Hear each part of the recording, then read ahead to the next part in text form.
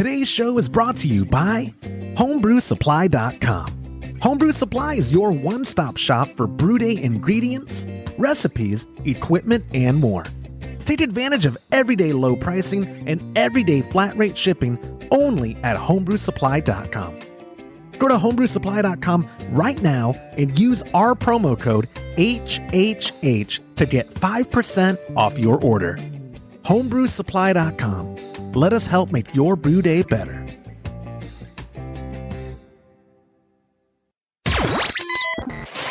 Entertaining shows with content that spreads information and sparks discourse throughout the community.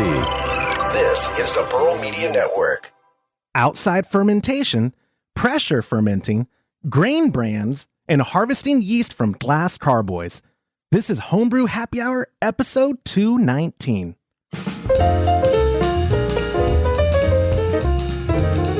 Hello and welcome back to another episode of the Homebrew Happy Hour. This is the show where we supply the answers to your homebrewing questions and we discuss all things related to craft beer. If you have a question you would like us to discuss on a future episode, go to homebrewhappyhour.com, click on that submit a question link at the top of the page, or now you can call or text them in by using 325-305-6107. I am your host, Joshua Stubing. Today I am joined by the Director of Operations at cmbecker.com, Mr. James Carlson, out of this world, James Carlson. And over there on the other side of him is the President and Chief Keg Washer of kegconnection.com, just chilling at the beach, Mr. Todd Burns. Gentlemen, how are y'all doing today? Good. I wish I had a nice like a Mexican beer or something, but you know. No kidding. And James, you'd have that. So we found the backgrounds on our. He never lets me say how good I am. Have you noticed that? He never lets. He doesn't do it.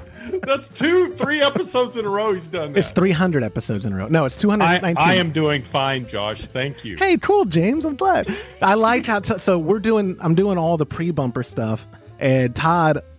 I don't know what his infatuation with Zoom has been this week. He made me make him a licensed user so that he could run the meetings himself. Because, you know, he is in charge. Despite what I may post on Facebook, yes. He's in charge. He's the boss. I have to admit it. He's the boss. But now he's discovered Zoom backgrounds. And this whole, like, as I'm reading the bumper and we're playing the ad or whatever, he's going through, I think, Todd, I saw you were at the Golden Gate Bridge at one point.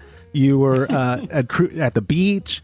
You're just enjoying yourself. And you even found sunglasses to put on. And you've been wearing the same pair of safety. They're called Hellraisers since I've known you. 13 plus years. You've been wearing the same $2 pair. And not just that. No, they're not $2. They're very expensive. What are they? They're $6 for a 20 pack.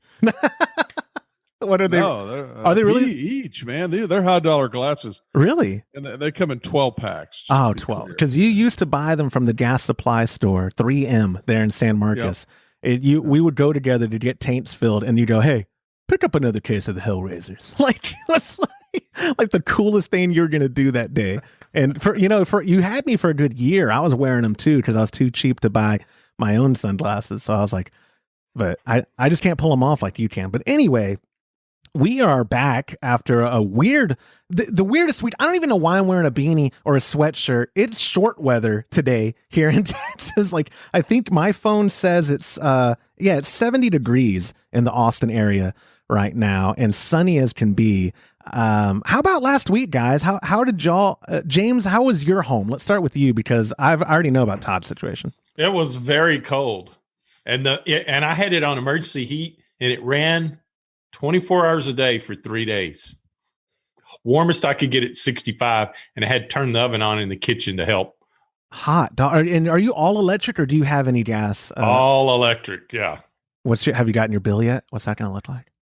I'm with the co-op, I'm hoping that we won't have a spike, but I used 2,400 kilowatts of electricity last bill cycle, and 2/3 of that was the last week, I think. Yeah, I believe you. Yeah, and it's good that you're on a co-op. I'm on a co-op too right now. This is moving week for us.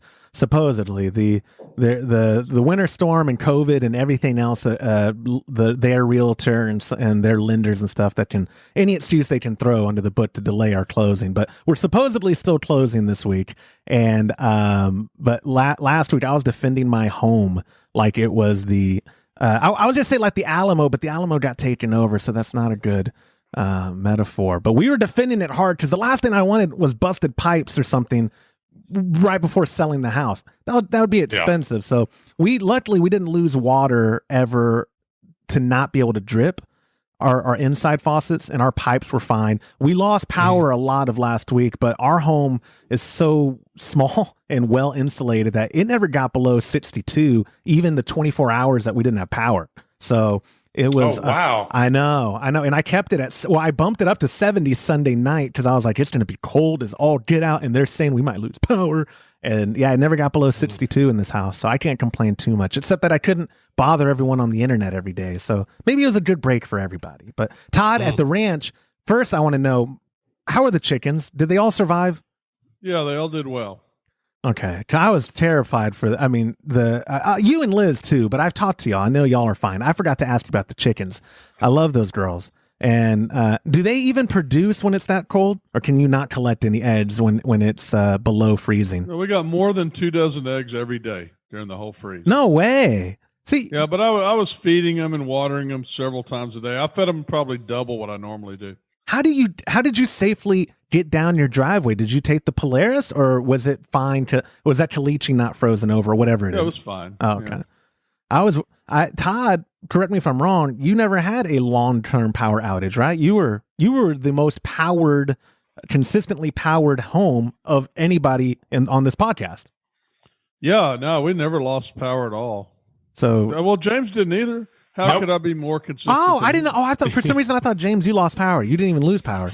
Not 1 minute internet. So I think basically, you were the only loser on the podcast. so what y'all are saying is I need to move out there where there's reliable power and water and chickens. So yeah, just stay away from Gritty. Just say I will.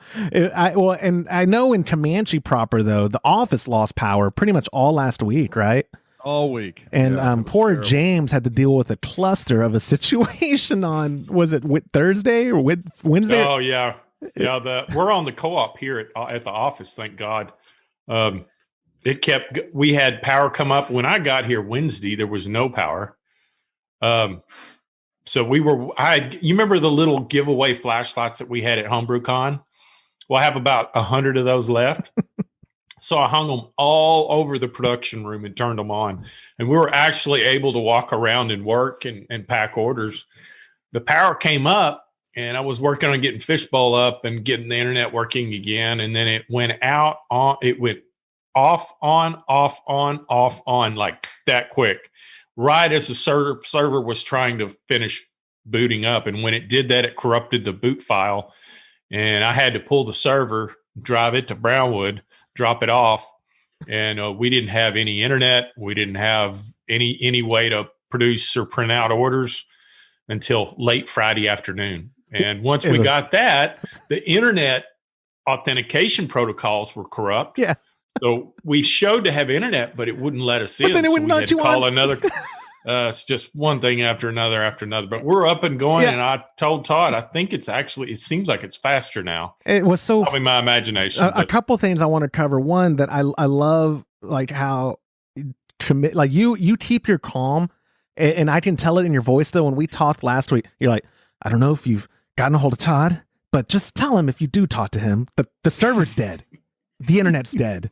I'm fixing it, I think, but it's dead. Like, I was like, oh, James, just let it all out, man. You kept it though. Yeah, I can't even imagine. I was up here like drinking a Froo because I didn't have power, but I had a lighter so I could smoke a cigar, and I had a bottle opener, but we didn't have running water, so I didn't want to dirty a dish. So like a heathen, I drank a Froo right out of the freaking bottle. The first one I had a dish. I was like, oh, I'll wash the glass. And anyway, though, and also though, the second thing I want to go over. Because people listening might go, oh my God, Todd made y'all come to work. Guys, you wouldn't believe how fanatic our employees are. It was like, I talked to a couple of guys. They wanted to come to work to get not so far behind, but also to get their mind off of everything. That like if they could get to work, a lot of our employees are like, can I please work? I like getting my mind off of the terror of what the situation is going on, and y'all had the ability to safely get to work. So I just wanted to. Yeah, and the building was warmer too. So that's what I mean. Like it all worked out. They're like, okay, I'm still making money, and it's a warmer environment, and there's running, there's water, there's power, and yeah. But you know what else was really good is Todd has this really cool home office in the barn, and he was literally holding the whole thing together, answering emails, calling people. So the stuff that we couldn't do, he was doing. It was a one-man crew in his office, it was. Thank God we had him doing that. I know, because I knew Todd was working on it, because when I finally got internet consistently, like late Thursday night, early Friday morning, my inbox just went from Todd, him copying me on stuff. Well, that's a good question. Let me ask our director of marketing, Joshua, about that. And then I'm so surprised that you didn't email me immediately, Todd, going, I haven't heard a reply from you yet. I'm just wondering if you saw this. That look. I'm sorry. Anyway, hey, also before we go on, it is Mr. Todd's birthday today. So happy birthday. I forget if it's 52 or 53. 54. Are you really 50? I feel like we just had your 50th birthday party, right, James? I know. Well, no, yeah, but he's 3 years older than me, so that's how I always know. Oh man, you could be my father, Todd. I'm 20. How many years older? How old are you? 35. You're 19. Oh, you're 8. 19 you're 19 years older than me. 19. Yeah. 19. Oh, I could definitely be your father. Where were you in February of 1985? I gotta talk to my mom. No, you're not hairy enough. If I showed you my back hair and chest hair, you can't be. Oh, I say that. Your brother, though. Is your mom really hairy or what? Yes, my mom. My mom has that traditional Hispanic back hair that the women have. Her mustache will be coming in soon. Sorry, he does not. Be nice to your mother. She does listen sometimes with my dad. So, Mom, I love you. Your cooking's good. Anyway, so yeah, snow day. Oh. Cover this at the top because I've gotten some people worried. Kölsch Cup still going on. Nothing had to change. Fortunately, the dates worked out. You shouldn't probably have mailed your Kölsch last week. I don't think no one has told me that they did, but people are going to start mailing them out at the end of this week, at the earliest is what people have been telling me. Kölsch Cup's still good. If you're registered, if you were a Patreon member in our $35 and $50 tier and you're registered, you should have gotten your confirmation number. I haven't heard anyone tell me they haven't. And also, if you got the PayPal, everyone has already received a PayPal invoice. If you paid it, you're good to go. The shirt orders I put in today, James, with Marty, and he told me he'll get them turned around for us by next week. So great. We'll have, before Kölsch Cup even starts, we're going to have everything we need to go out. The trophy already came in. I saw that photo, and the medals. So everything should be good to go on Kölsch Cup. And then on the Patreon, because of weather and stuff, the yeast had gotten delayed. Then the snowstorm hit, and we couldn't ship them out last week. Recipe kits have gone out. They're going out this week. If by Friday you either haven't gotten your kit or you don't have a tracking number, email me, joshua@homebrewhappyhour.com, and I will find the tracking number for you. But I talked to Joe, and he said all the orders are in, and they should be going out. So between today and tomorrow, which today is Tuesday, pardon me, we're recording it early because I'm moving this week, so we needed to record this early. So all that small talk out of the way, I think. Oh, one more thing, Todd. I'm going to start the show off with my own question, and then we'll get into the 4 questions. I was telling my wife, I have here at my home a couple of corny kegs, or I have one, pardon me. At my dad's house, we have a bunch extra. Is it logistically feasible to put drinking water in that keg, maybe put some pressure to cap off, enough to CO2, kill the oxygen? How long could a keg like that be drinkable if I kept it stored, like a 5-gallon corny keg? Is there a shelf life to it? Do I need to keep it carbonated for bacteria's sake? Like what would you suggest if I was trying to prepare myself better for an apocalypse type event in the future? So I have RO water that I have in kegs. I actually put it in there at Hurricane Harvey when I went to visit my friend, because we were dispensing water out of kegs. And I would still drink it. I mean, I would say 1,000 years, maybe. That's what I said. See, and her worry was, well, what if there's like bacteria that stays in it? And I was like, well, we could put CO2 on it and then that would help kill oxygen. But even then, what is the oxygen? Oxygen isn't the. I don't think the oxygen's not the killer because it's just water. yeah. You're right. I'm gonna edit that out so I don't. Look I don't stupid. think you're gonna oxygenate your water. I think you're fine. I mean, shouldn't we be? As long as it's a sterile. I used RO water, so I don't really have to worry about that. But, and it's it's dark. It's nothing gets in there. It should be fine. I mean, I would drink it. I would drink it, no problem. I wouldn't think anything of it. Because that's. If you were worried about it, you could easily sanitize it a little bit.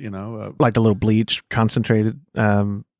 You'd have to look it up online, but I know my dad used to use bleach, but there's also, he used iodine and bleach and stuff like that at times, but I don't know the exact mixture or anything. I wouldn't do that with RO water like I have. No, you don't need to. I think it's fine. Yeah, maybe. Well, we're gonna put. I sanitize the kegs before I put the water in there too. Well, that's what I was gonna say. I would make sure the keg is clean and sanitized, and we're gonna get an RO. My father-in-law is trying to talk me into having a water softener at the new house and an RO system at the new house, and I'm pretty easily shaped in this. I'm like, yeah, let's do it. Let's do both. So I should probably use RO water for the storage. Keep the keg, make sure it's sanitized, and then I should be good to go, right? I could put the 20 gallons to the side, and in case we do run out of water ever, boom, we got 20 drinkable gallons right there. I have 3 RO systems at my place, so I'm well supplied on RO. You are well supplied. I do not have a water softener though. I don't really like soft water, so no, I've never put. It's terrible to brew with. Well, I didn't even think about that. Well, the water's so hard here, though, in the Austin area. Like our dishes are.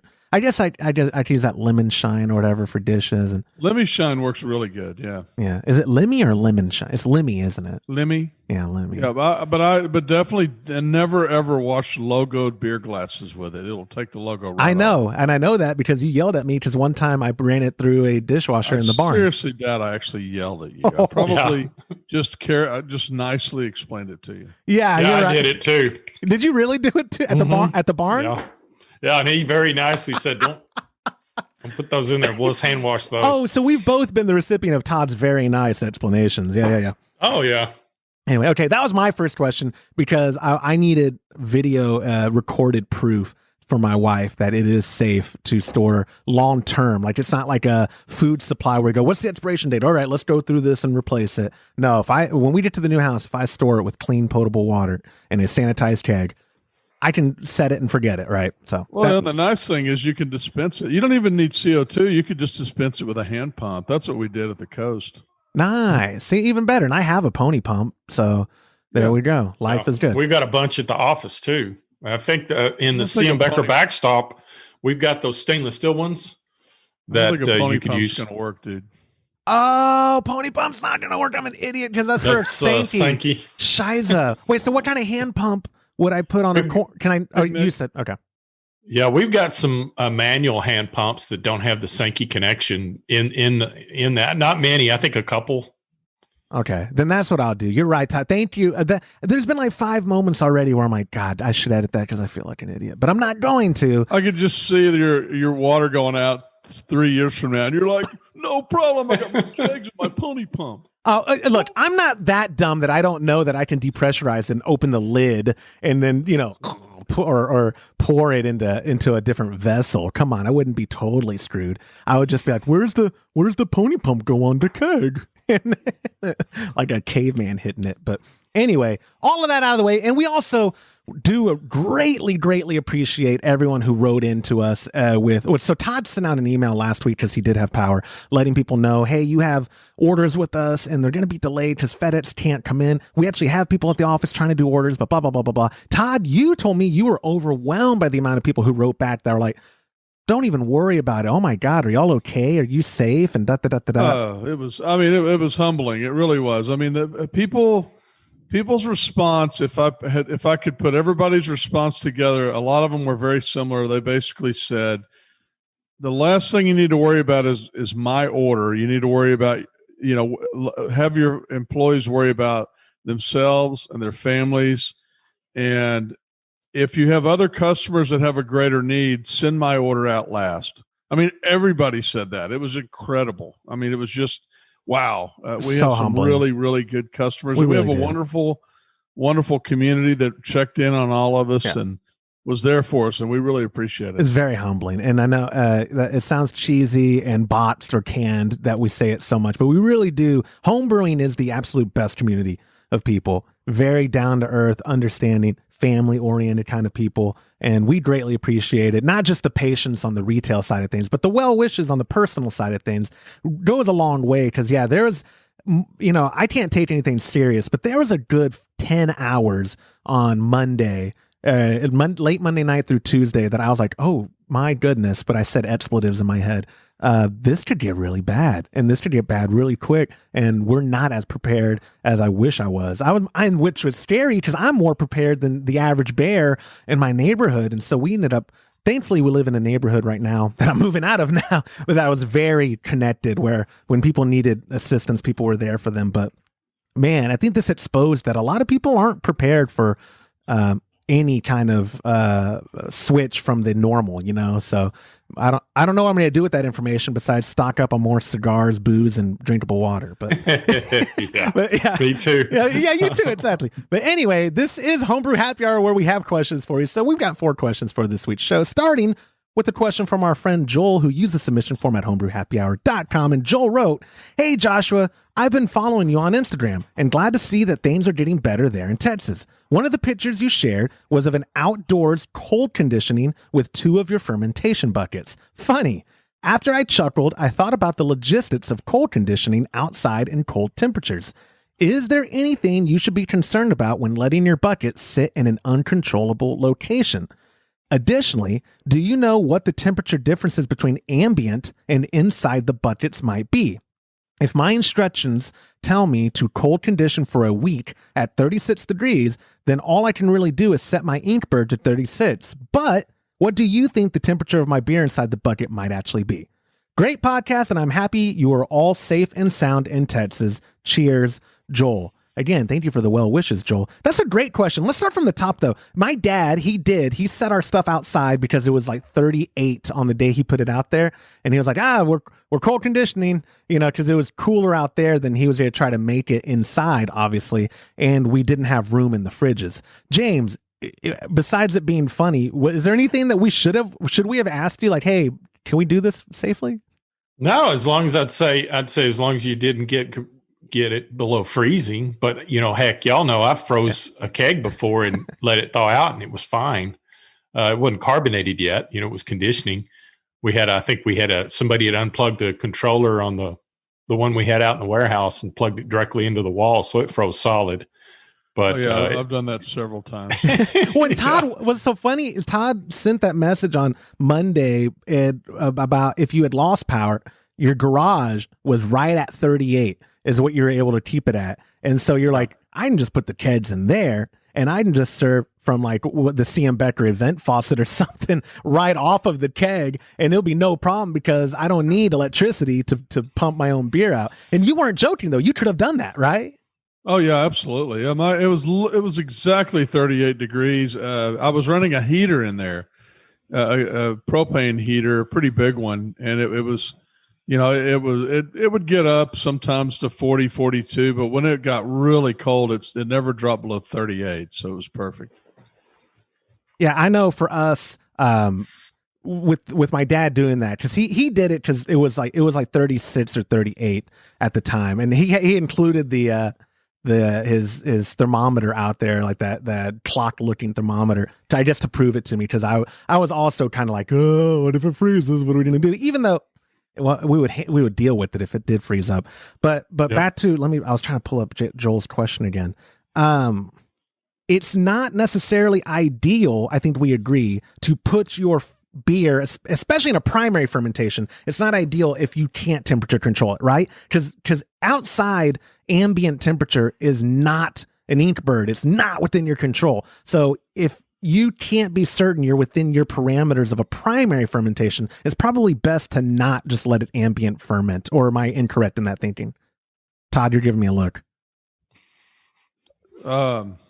I guess it all depends on the ambient temperature and what you're trying to ferment. Well, I mean, because we don't always have temperature control in regards to a fridge. My dad and I used to do it in his closet or in that game room outbuilding, but we would set the thermostat out there it would be in the range of fermentation. I'm saying I wouldn't recommend, unless you were 100% sure your outside temperatures were going to be where you needed it to be for primary fermentation, I wouldn't recommend just leaving the buckets out there. Okay, so when you're saying ambient, you mean outside. Yes, pardon me. That's what I mean. You're right. Because a lot of times people will talk about the ambient temperature of a room. No, you're right. I use that word too loosely. I meant outside temperatures. Okay. Pardon me. Oh yeah, definitely not, because it fluctuates too much. Just like you wouldn't want to ferment in a hot garage, unless it's stable and those temperatures are going to stay the same for a long time.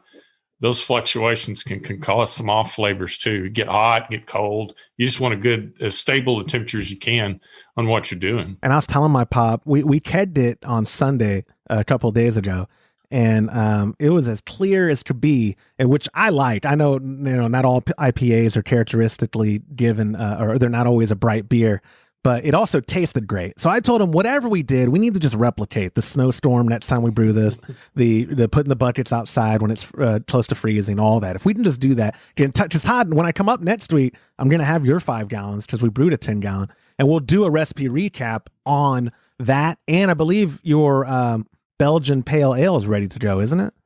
Oh yeah, it's the Belgian Pale Ale is.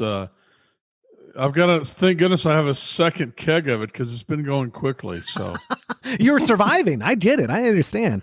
All right. So, and I just gave James a very full keg of it. I mean, it was coming up the gas dip. James, you got to do that again. I didn't have you on camera. That was 2 thumbs. Yeah, that's a good thing. So, yeah. So free beer is always good beer. on Joel's second part of his question, and then we'll go on to the next question. Is there a difference? Is there a big enough discrepancy between ambient temperature and internal that y'all make up for that when you're setting your thermostat for fermentation? I don't. Mm-mm. Okay. No, we don't eventually it'll stabilize. It whatever's in that room, that ambient temperature is going to soak into what's in that room, and there won't, unless it's insulated, then it just delays that. But okay.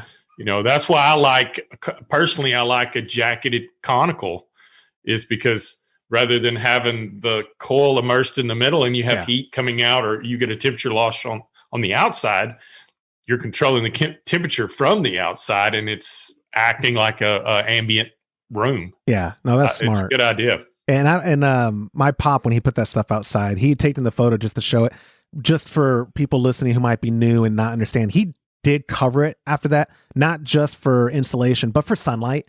They're buckets, but you don't want direct light hitting your wort as you're fermenting or secondarying. It might make it skunky. So I thought it would be good to remind that, especially if you have a carboy and you set it outside to cold crash because it's snowing outside.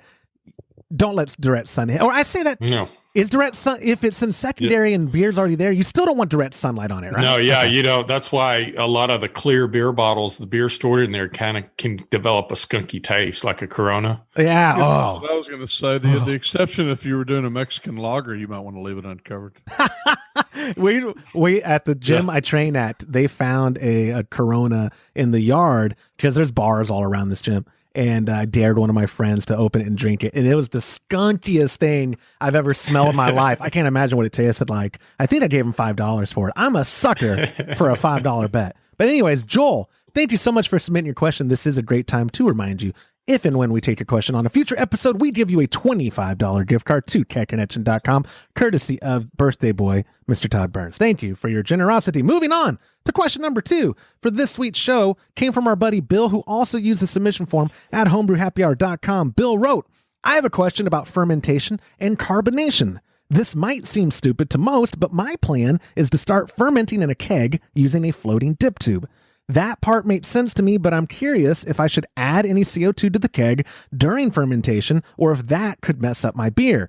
I figured that if I at least wait for activity to slow or stop, then it should be safe to start carbonating the beer and tapping it too. What do you guys think? Well, I'm going to tell you, these guys do that in their Unitank Spike CF15s every batch. They're drinking beer before they're kegging it and giving me any. Yeah. So keg cool. would be the same way. Right? That's what I assume too. The keg would be easy. And what's cool is I know at kegconnection.com, at least, you sell fermenting lids, because we don't do it, but people have been using kegs for fermentation for a while that we've known about. So you do sell the keg lids that have room for the airlock if they want to use it that way. Some people use them for fermenting. I like to secondary in a glass carboy, because I like to be able to see. I like to be able to see the beer and see how clear it's getting and see how the cold crash, because I always cold crash them in a fridge that I have. So I like to see how clear the beer's getting. But I know people do secondaries and even primaries in kegs. So. Yeah, and I think the floating dip tube, he already covered that. I was going to say, we learned on a recent episode from people that the floating dip tube is like this miraculous thing that allows you to keep it all in one vessel safely and not drawing up teethfuls of trub or hop residue. Because I've been there, and that's disgusting. And then pressure fermentation, though, he didn't say if it was primary or secondary. I've heard about people using pressure fermentation to speed up like lager yeast from happening. Have y'all when do you guys start applying carbonation to your beer inside the spiked CF15?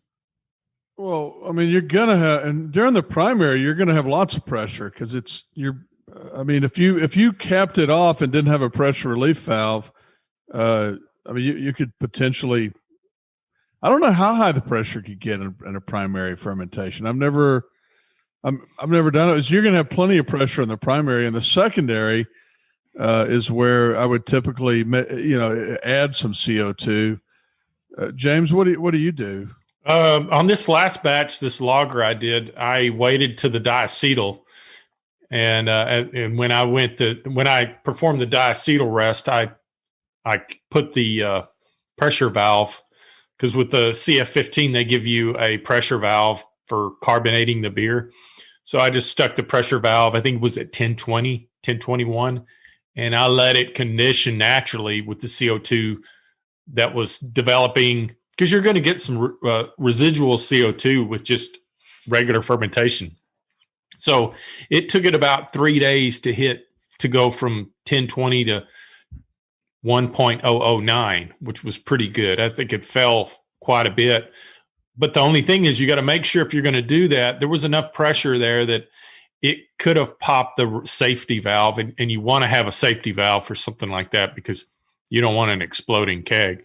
So what I did was I looked at it and checked it twice a day and bled the pressure off a little bit, and it seemed to work fine. Now, I will say the spike conicals with the pressure relief valve, they work good. I think they're set between 12 and 15 psi, but they work really good. You don't have to worry about something unless you get a worst case scenario. This is why you want to always clean your pressure relief valves. If you have a lot of trub that might get into that and it can stick and gunk up that pressure relief valve, then it can affect the way that thing works.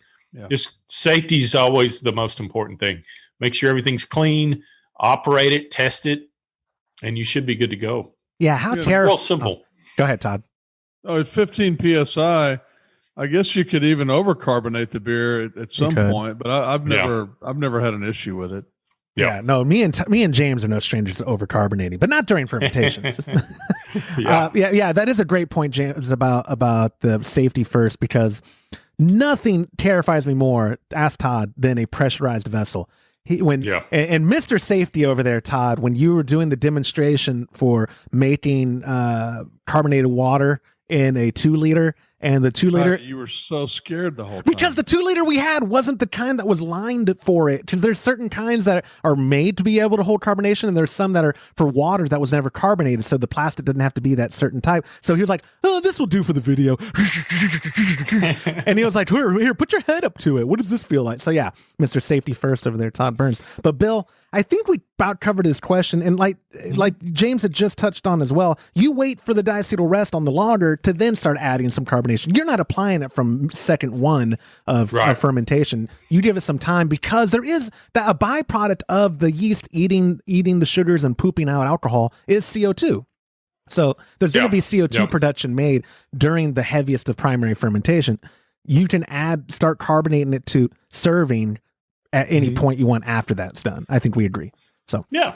anyways, moving on. Thank you so much, Bill, for submitting your question. I have a question. By the way, that last question, I think that was question 3, not question 2, because you asked a question, right? Good point. This week we have 5 now questions. I'm going to ask a question. This will be question 4. Okay. I have no idea how high pressure a fermentation could take a beer to. In other words, maybe one of our listeners knows, or maybe the wonderful world of Google could tell us, but I've never even really thought about it until you were answering that question. How high could it get? In other words, could it get to 60 PSI? Or, I just don't know. It gets high enough you can explode bottles. Right. Yeah. We know that. That's true. That's true. We know that for sure, right? Oh, yeah. Because I watched Breaking Bad. I remember. Because I watched Breaking Bad. I learned about exploding bottles and how to make meth. That was what, in that Breaking Bad? I never actually watched the show. James, are you Googling it or? Oh, yeah. Okay, I was just saying, because Todd should know better that I don't know the answer to that. That's not, and all my devices are being used. Come on, Josh. Just tell us the answer. Well, in my experience as a scientist, engineer, homebrewer, I would say it gets up to about 48 PSI, Todd. It's about right. Okay, thank you. We can move on to the next question then. If James finds, wait, what question number is this, though? we are on now. Well, between mine, and then Joel's, and then Bill's, and then yours. This is question number 5 now. Question number 5. Wow, this is a new record for us. Comes from our friend Abigail P., who used the submission form at homebrewhappyhour.com. Abigail, she wrote, I just found your podcast and really enjoy the banter. But do you?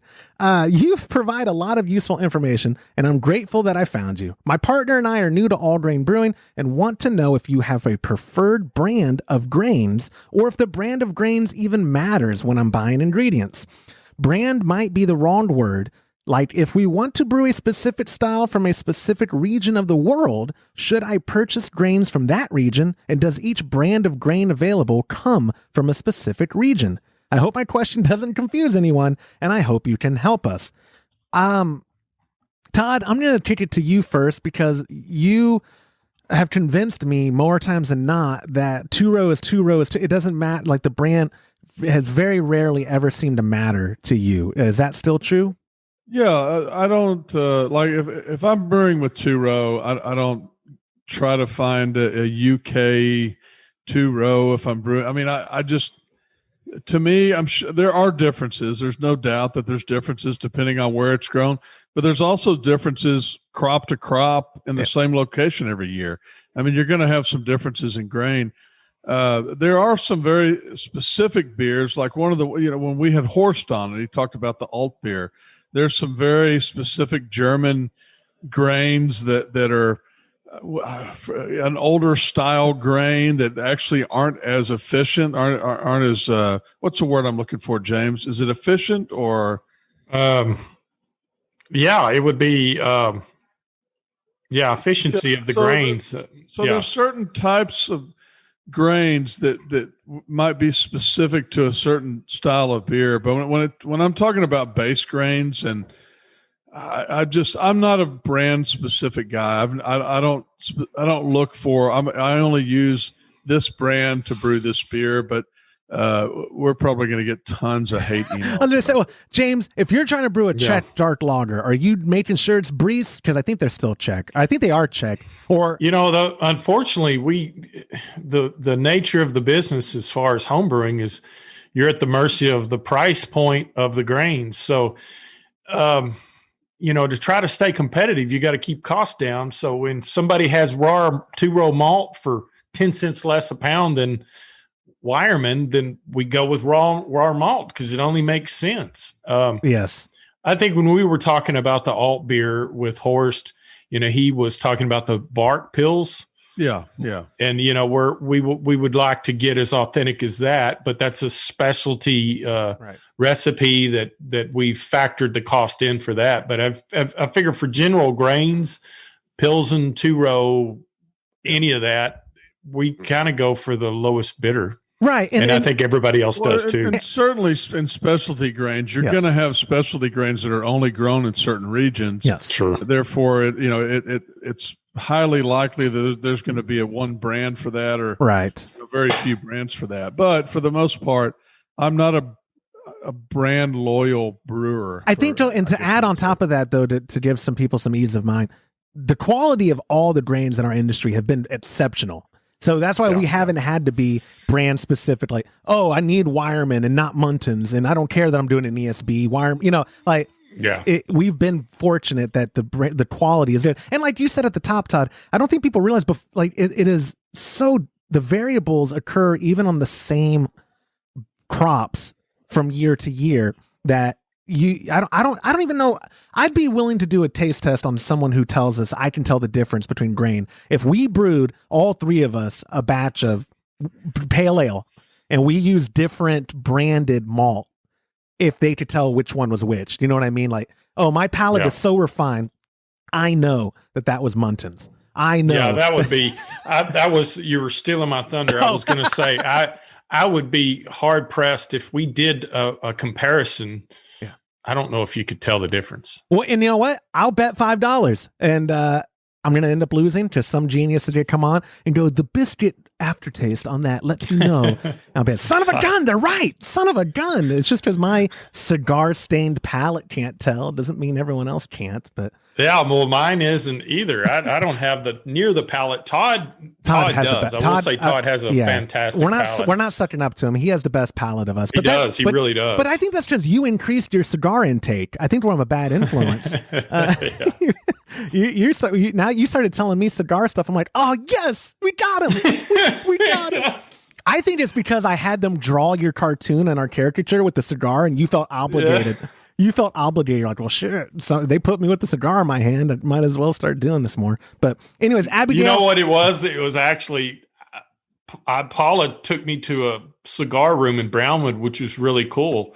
And I happened to have a really good cigar. And life-changing. Paula. It's your fault. Life-changing, isn't it? Life-changing. It was good. I know. And cigar lounges are the coolest ever. It looks cool smoking a cigar while I'm not wearing a helmet on my motorcycle. Look, I do things to look cool. I think we're all in agreement, though, with to Abigail to wrap up her question, that brands don't need to be your centric focus when building your recipe.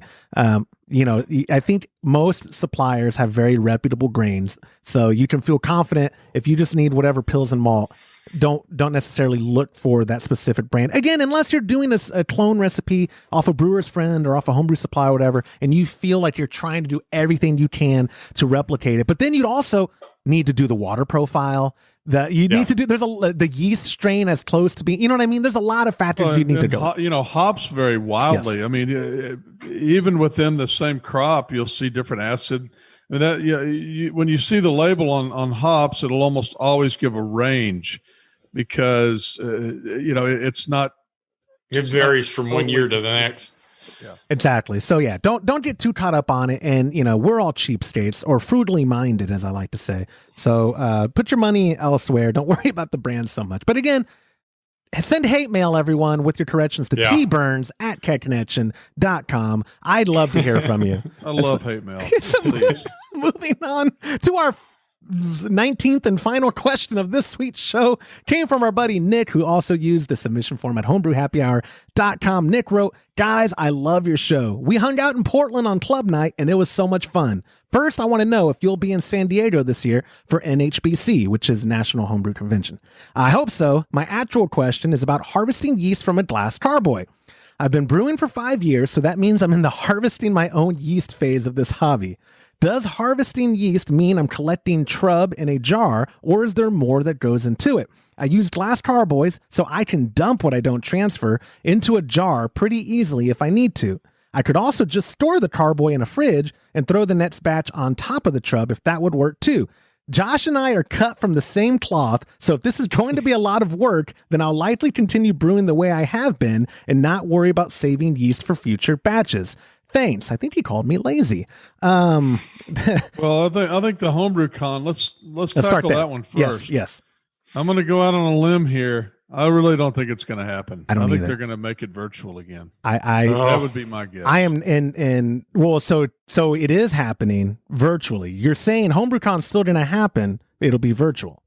Is that what I'm hearing? I think that they will end up. I don't think that it'll happen in San Francisco. San Diego. So San Diego.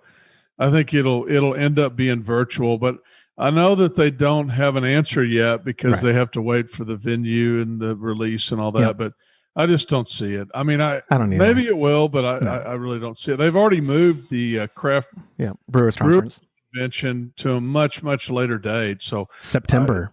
We would love to be there, but I don't think it's going to happen. And then on the yeast question, that's very simple for me to answer.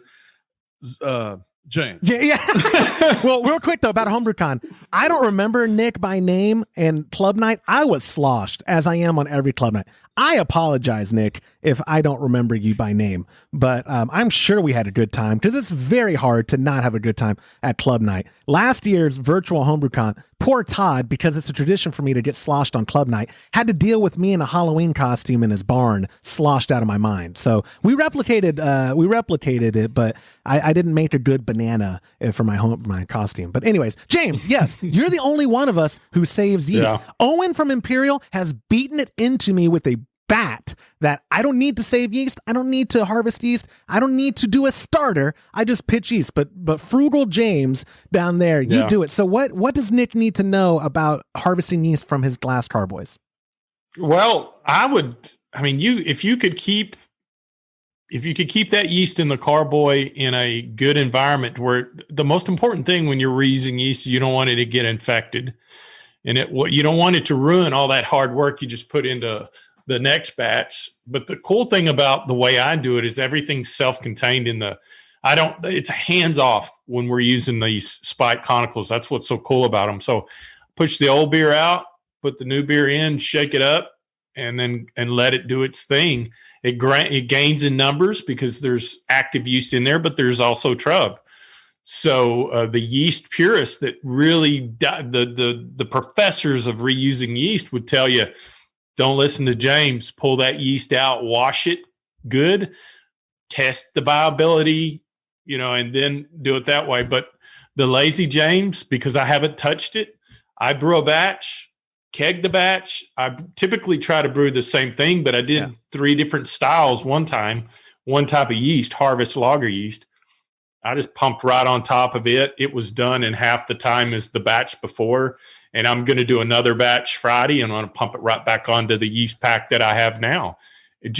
Mainly to see how it turns out. But typically yeast, you'll see a band in the middle, the clean, paler yeast.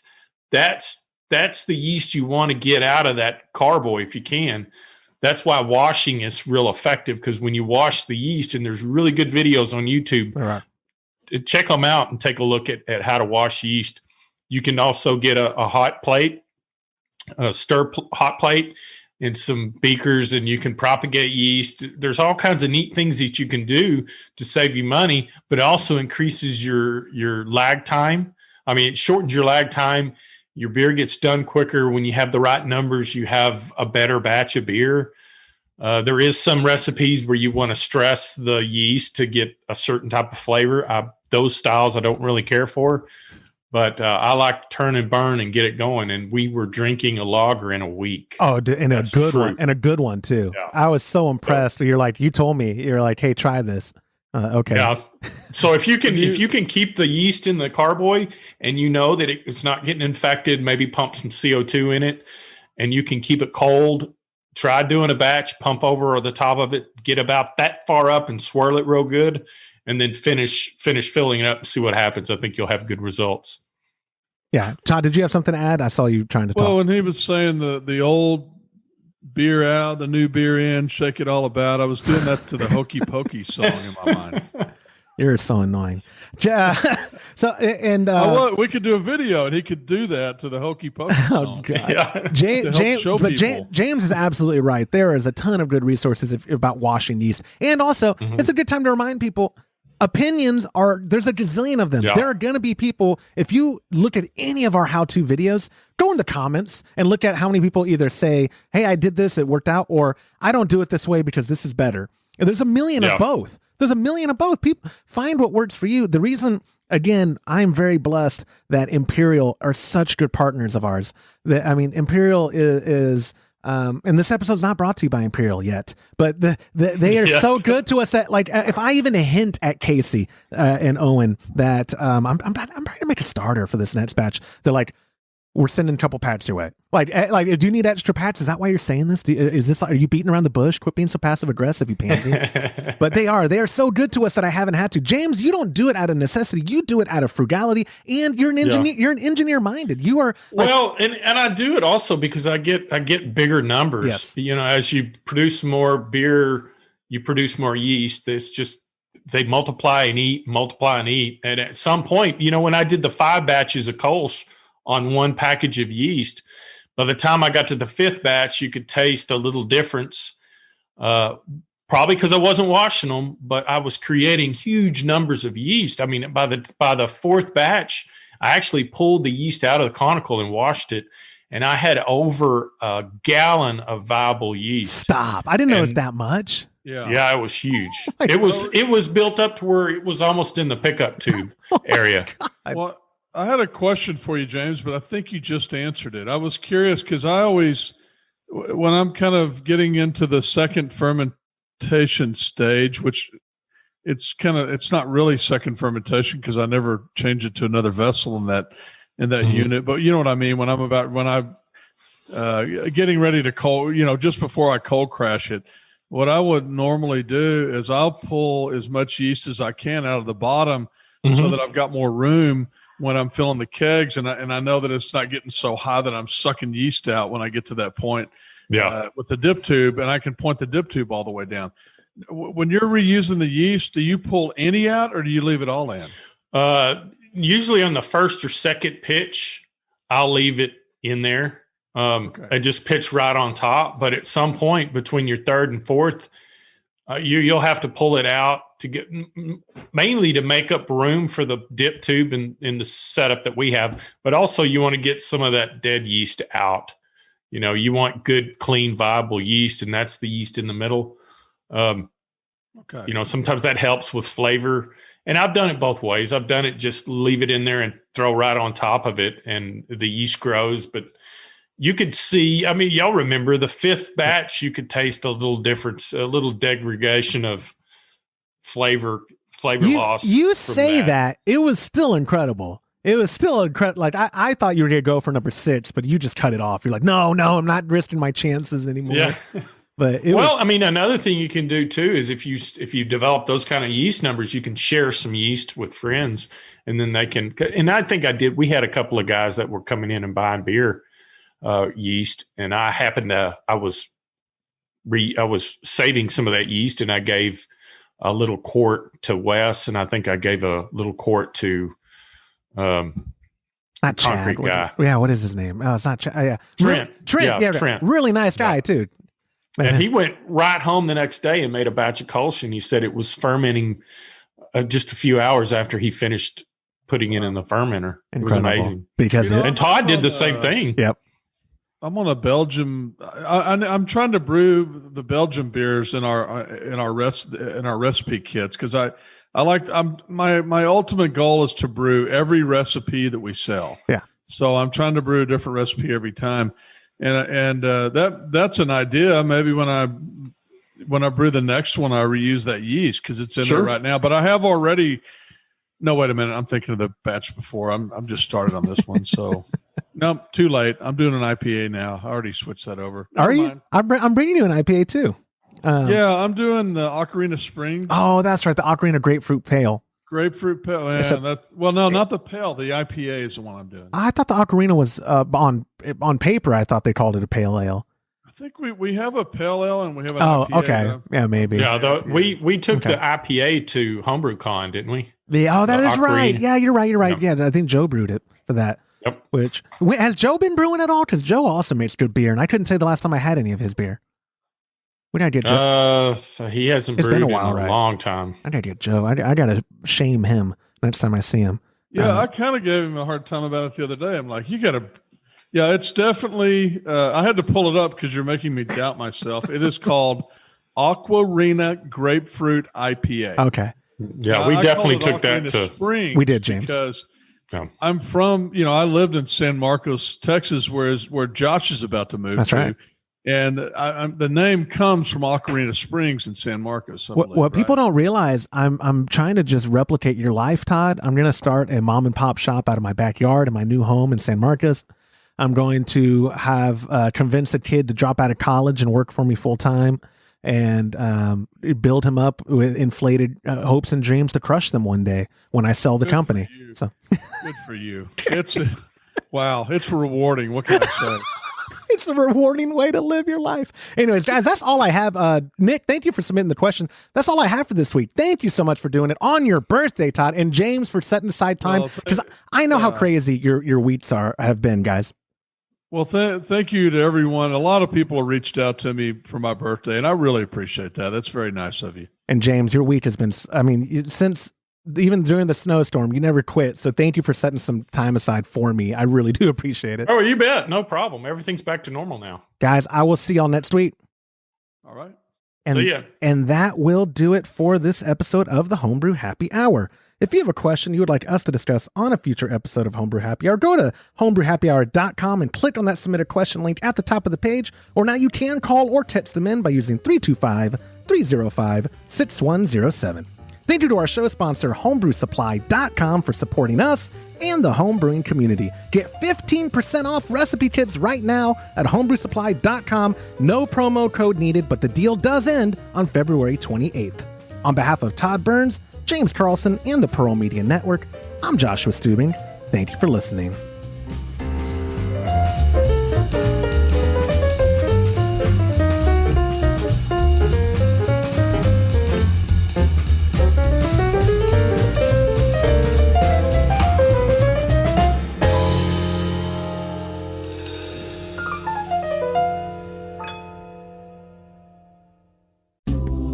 This program is made possible by the Checkbook of Mr. Todd Burns and by contributions to our newly launched Patreon by viewers like you. Visit patreon.com/Homebrew Happy Hour and join our community.